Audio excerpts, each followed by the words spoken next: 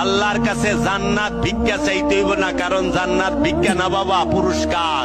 পুরস্কার কোনদিন চায়া নেয় না, ডাইকা দেয়।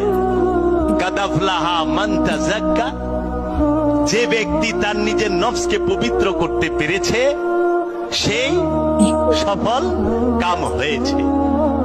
নফসকে পবিত্র করো। আবার আল্লাহ ওইখানে বলতেছে একমাত্র সফল কাদাফলাহাল মুমিনুন, একমাত্র মুমিন ব্যক্তি হলো সফল। মুমিন ছাড়া কেউ সফল না। আমাগো দেশে তো 1000 কোটি টাকার মালিক হলে একজন সফল ব্যক্তি আসছে, উনি সফল ব্যক্তি। এটা হলো দুনিয়ার মানুষের নজরে, দুনিয়াদারের নজরে টেকালা মানুষ, ক্ষমতাবান মানুষ হলো সফল। আর খোদার নজরে টেকালা মানুষ, ক্ষমতাবান মানুষ সফল না। খোদার নজরে হচ্ছে যে নিজের নফসকে পবিত্র করতে পেরেছে সে সফল। এর জন্য এই সফলতা অর্জন করার চেষ্টা করেন।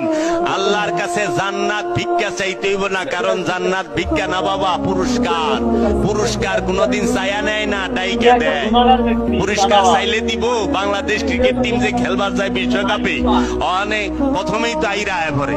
অন যদি বিশ্বকাপের মাঠে গড়াগড়ি খায়, আমাকে বিশ্বকাপটা দেন, ভিক্ষা চাই দেন, আপনারা দেন।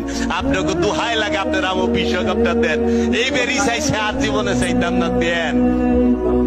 দিব, কারণ এটা রাখছে তুমি খেইলা জিতে অর্জন করে না, যে অর্জন করবো তারই দিব।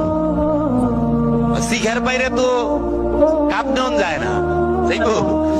আমরা জান্নাতের লিগে শিখার পারি, কিন্তু নিজের পবিত্র করতে চাই না। তার মানে আমাদের মধ্যে পুইরামি আছে, গাফিলতি আছে। আমি দেখি আশ্চর্য হয়ে যায়, চিৎকার করে। আল্লাহ তো জান্নাতের জন্য চিৎকার করতে বলে নাই,